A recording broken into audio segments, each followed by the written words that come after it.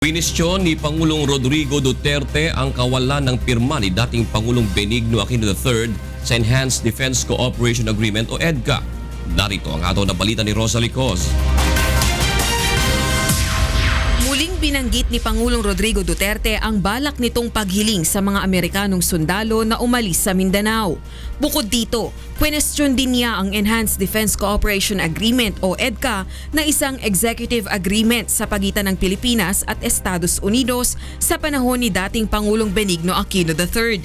Now, may I remind the Americans, itong EDCA, it is an official document.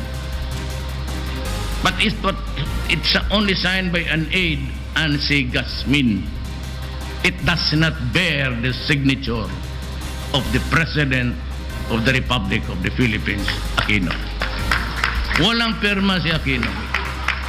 Better think twice now, because I would be asking you to leave the Philippines altogether.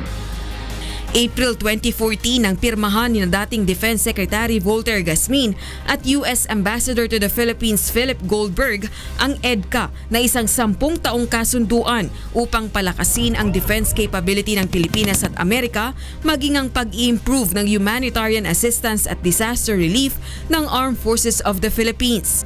Batay sa kasunduan, maaaring magkaroon ng military access ang Amerika sa mga kampo ng militar sa bansa na ipahihintulot ng pamahalaan. Samantala, muling ipinaliwanag ni Pangulong Duterte kung bakit nais niyang paalisin ang mga Amerikanong sundalo sa Mindanao. That prompted me to say, there will be a time that I may ask the Americans to leave Mindanao to enable me to connect with them and to talk. Maybe they would decide to negotiate. And that was what. I'm just being your president. Noong nakalipas na linggo sa Vietnam, sinabi rin ni Pangulong Duterte na nais niyang maging huling military exercises na sa pagitan ng mga Pilipino at Amerikanong sundalo sa ilalim ng kanyang termino ang nakatakdang pagsasanay ngayong buwan. Rosalie Coz, UNTV News and Rescue, Philippines.